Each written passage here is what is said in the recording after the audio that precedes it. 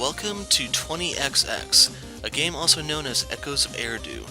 So if you look at the title, just underneath it you'll see Alpha Work in Progress. This is a game that was released on Steam Early Access. You'll look on the right side and you can see a countdown timer to the next update. Since this is a recording, the timer will actually be much shorter than when you see it. But this is a roguelike platforming game that's in the vein of Mega Man to a certain degree. You can see there is a solo play option and multiplayer. I don't have anyone to play with at the moment, so I will be going solo, and the multiplayer is local only at the moment, but for the final versions it's supposed to have online included. Anyway, I'll explain things as we go. Let's go to solo play. There are supposed to be 4 characters planned, but 2 are unlocked at the moment. You have Nina, the blue character, who has a gun for her right hand, just like Mega Man, and you have Ace, the red character, who has a sword for his left hand, kind of like Zero from Mega Man X. I'm going to use both of them. I'm going to go until I die. And let's start with Ace. So if you've seen the early art for the games, you may notice the sprites were a little cooler looking back then. These are not that good. I'm not the only one who feels that way, and the devs are talking about maybe putting the old ones back.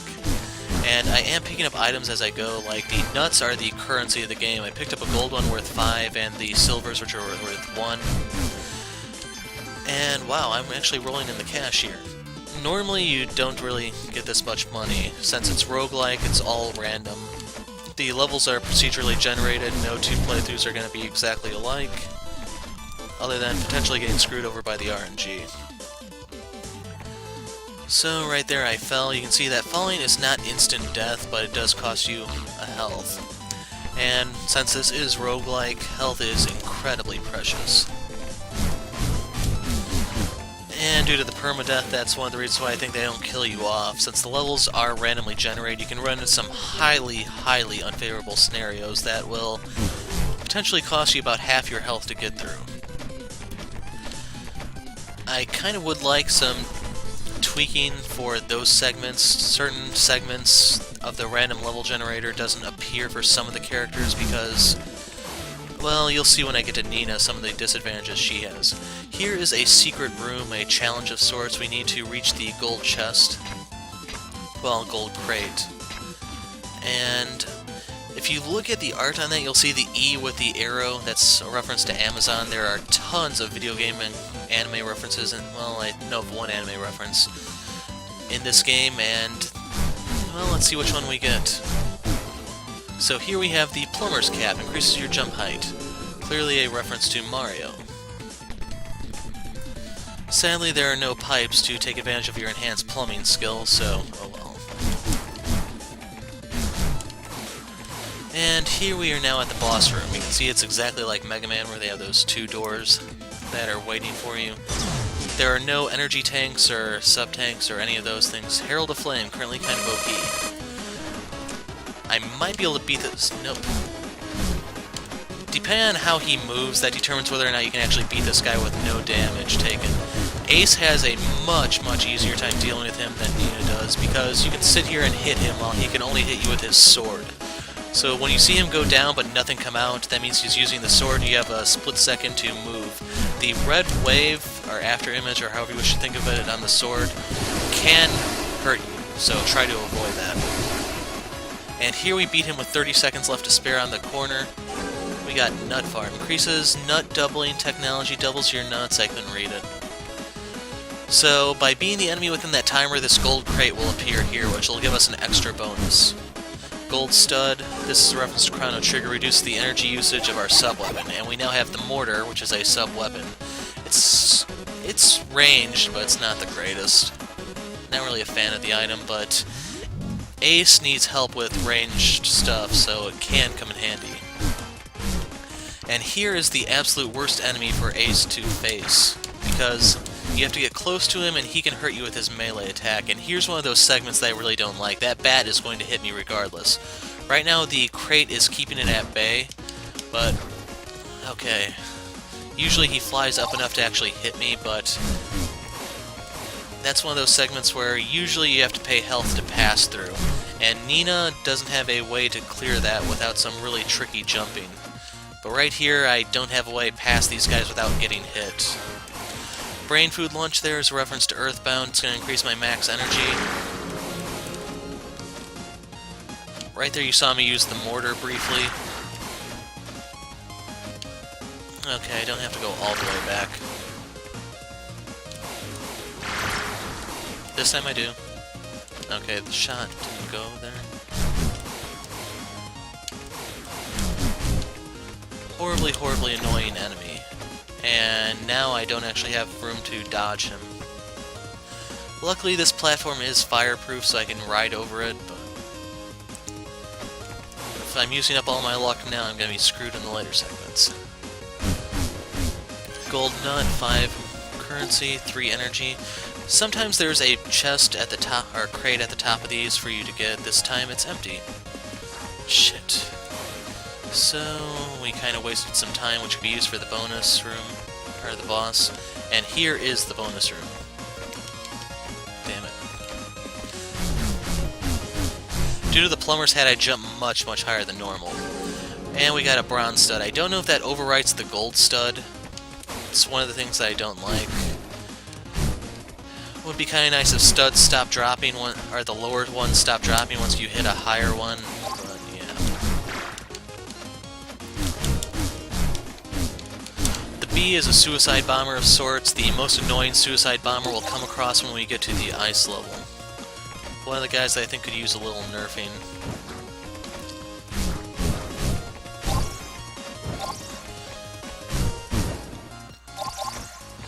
If you have an item called the Spillover Matrix, you can turn excess energy into health, but I don't have it, so we can't actually do that.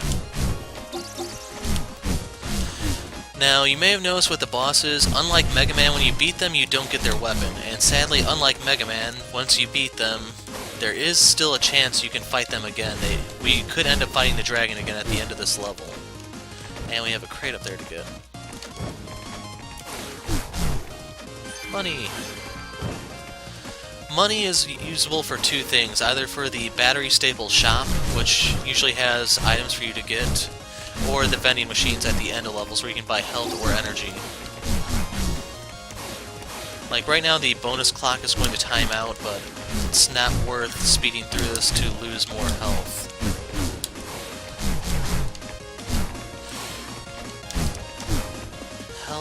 I'm going to leave that there. I don't know if it's like God Hand where those will exist in boss room anyway. Before I go in there, I'll pause this and show you the stats stuff in the left. You can see dash 0, speed 5, jump 4. Sadly, my primary and secondary powers are at 0, so I don't deal a lot of damage to these bosses, and they take a lot longer than they normally should. This is the cannon, I believe.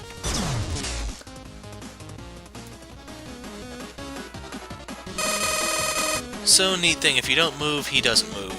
And unfortunately, he cannot be damaged right here, so even if you're playing as Nina, you actually have to activate him to move. This is one of the most horrible guys for Ace to fight because of that.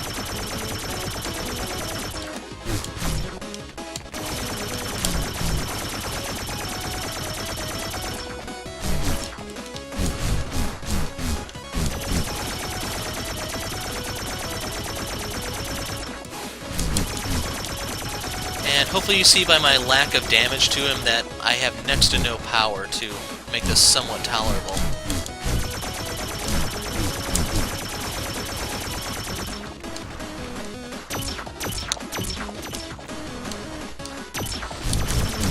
And hopefully you're seeing why this guy is such a freaking nightmare for him. The guy is all about ranged attacks while Ace is all about getting in there and hitting the guy. I'm gonna die here, but can I at least take him a little bit lower before I go down? Nope.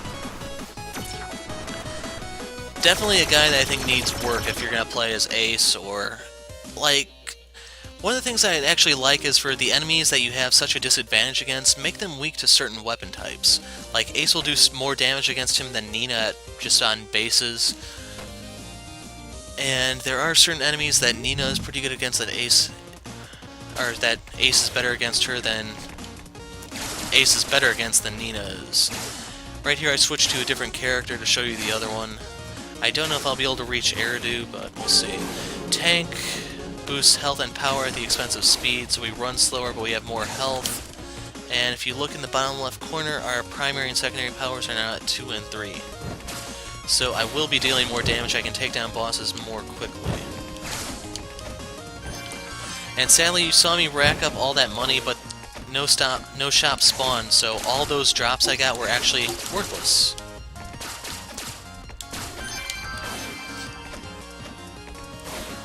Might be neat if the battery staple shop also appeared at the end of the level, but something to hope for. And we have another crate up there.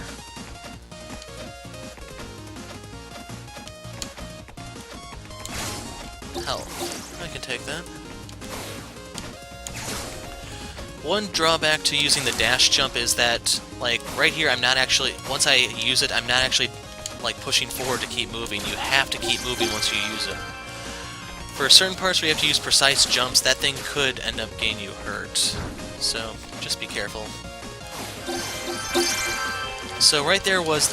Okay, there's another one there. You can see that there are 3 types of crates. You have gold, silver, and bronze. Right there is... Okay, you can see the silver right here, and then up and higher up is the bronze crate. They all can drop the same things, it's just they have different drop rates. And I think the silvers will drop more stuff than the bronze in terms of, like, health and stuff. Like here we have Excalibur. Reference to Final Fantasy II on Super Nintendo in the US, aka Final Fantasy IV. I don't actually remember what that does. I think it makes your primary stronger, and there's no chest up here, or no crate up there for us. But we do have a bonus room or a shop. Bonus room. And the gold crates are few and far between generally, but since there is luck involved, you could get lucky.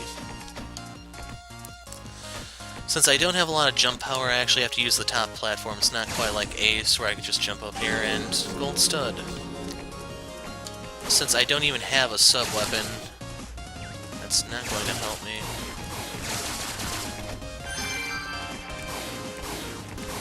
Okay, we have 20 seconds to beat the boss. And if you're wondering, the boss actually has to be dead before the time runs out, otherwise you don't get anything.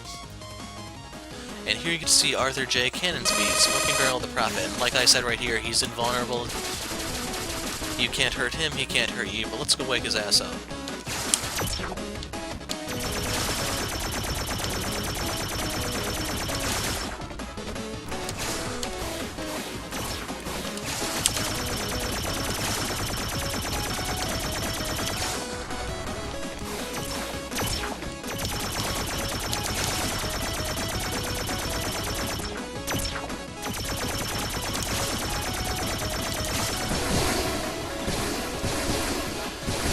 And I don't think I got hit at all while going through that.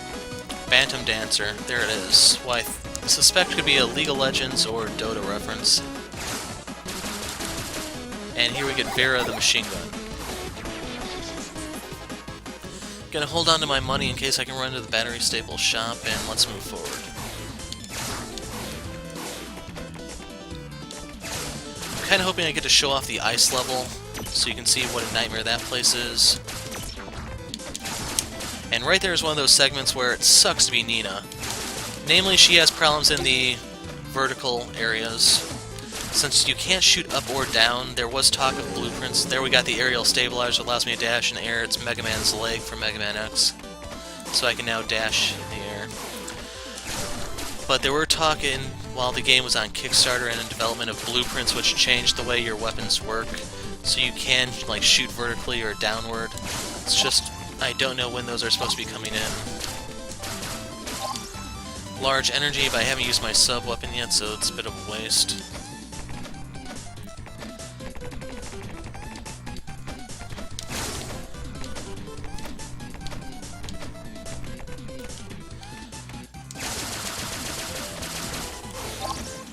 Getting tons of energy.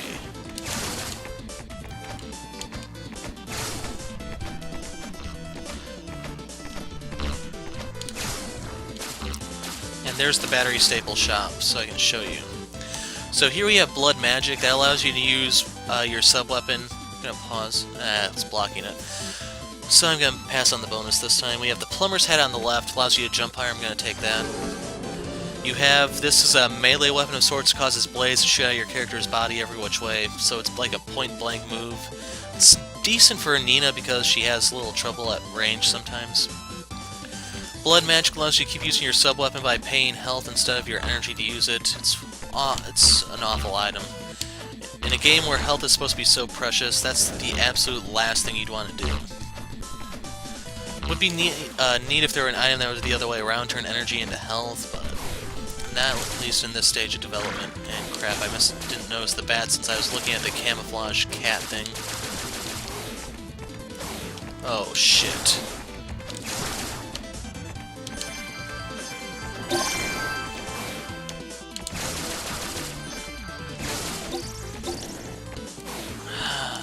How many of them are there? Blue shots, or the green shots eventually do time out. I didn't see what that was, but it sounded like a bunch of health and money. Eventually do time out, but to shake them you well, to dodge them you have to just keep shaking them. And here's the dragon. If you're wondering how I know, oh, Iron Vanguard. This guy is probably the easiest of the group. Jump behind him, that's it. It's really that easy.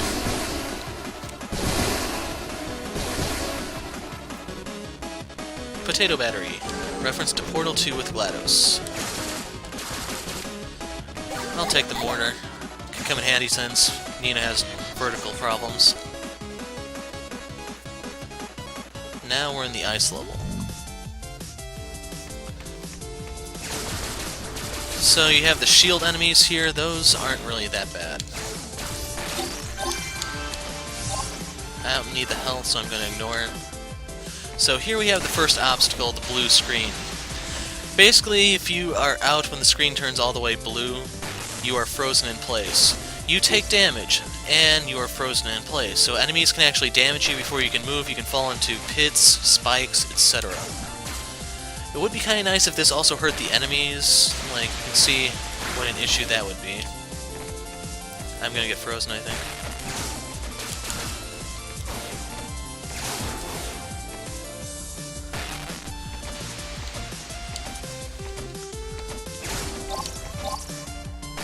Damn it, right there I got frozen. So, right there, not the shield guy, but the guy that's standing upright, he's what I consider the most annoying enemy here.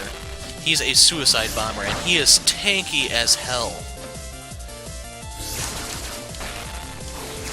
So, whenever possible, I'd go the extra mile to try to avoid him altogether. If he wants to blow himself up, that's fine, I don't want to be anywhere near it. And sadly, some of the segments here make you think there could be ground underneath your feet when there's not. Here we have the next challenge room. So, Bronze Barrel increases the power of my primary attack. Basically, the danger here is just slipping off the platforms, otherwise that's a pretty simple one.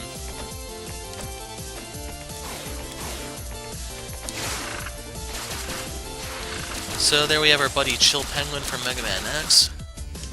Damn it. I thought that was going to go over my head. It didn't. And we're now at the boss room with a minute to spare. The bosses for this area usually tend to be extremely annoying. Like, this is either the shield guy or the blow himself up guy. This guy is a lot better for Ace than Nina because in order to get him to expose himself, you need to kill the stuff in the room with you.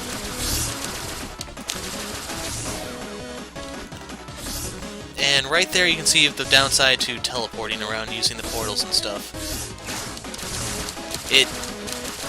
You're frozen, but the enemies aren't, so they can actually position themselves to punish you after the teleport. It would be kind of nice if the enemies were frozen too. It's something that I would like to see in a later update. As for this, he's vulnerable now, so I need to try to unload, but I couldn't. And I'm going to be paying a hefty price in terms of health. Those enemies can drop health for you, it's just don't hold your breath. And we're through. I think now we can advance to the final level Eridu. Feather is awesome. I don't remember where that's a reference to, if it's like Mario Land or something, but it allows you to double jump. Here we have the pinwheel, my favorite of the sub-weapons. And I'm going to use the vending machine to get some health, and let's go to Eridu. I don't know if they actually want you to clear this level yet, because it's pretty much overkill. You want to dodge that shot because of the lightning that's going to come up afterwards. And right here you can see Nina's vertical problem. I'm going to pass up on those on the damn it.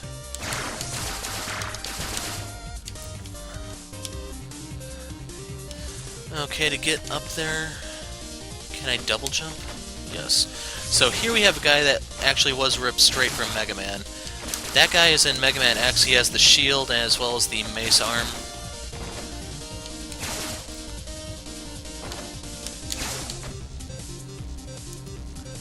Shit. Like, I'm probably gonna die here. Once again, this really highlights Nina's vertical problem, which I hope they address, and really, it would be nice if you didn't even have this type of level with Nina, because you're pretty much doomed from the start. But anyway, this was Echoes of Eridu. I will splice... I don't think I need to splice in fights from the other bosses. We'll probably see them as I go. I was planning on doing like a video of this every other week. I'll play each character, see how far I can get, stuff like that. We'll see how the game comes along, and basically it'll give me something to update regularly over the weekend. But all in all, my thoughts about the game is I like the music. The music is easily the highest point of the game. Gameplay is pretty solid. Could use some tweaks like the dash jump. Some of the level design could use some tweaking. Like I mentioned with just how Ace and Nina work, certain enemies getting damaged by them would be nice. It really sucks how Nina's completely helpless unless she has some sort of horizontal platform to stand on to shoot something. She's not quite like Base from Mega Man where he can shoot up, down, and in on angles. And I don't think you got to see it here, but there is a chance you could fight the same boss multiple times. That's something else that I'd like to see get fixed. But otherwise, Echoes of Eridu 20XX, however you wish to refer to the game, even though the devs prefer 20XX these days. Something that I was looking forward to, and I'm not disappointed in it. It's alpha, so I understand there are still some things to be smoothed out. It's just, I hope that the devs realize some of these elements definitely do need to be tweaked somewhat. Anyway, I'll see you guys on this game in a couple weeks. I'm the Hero of Light. Thanks for watching, and goodbye.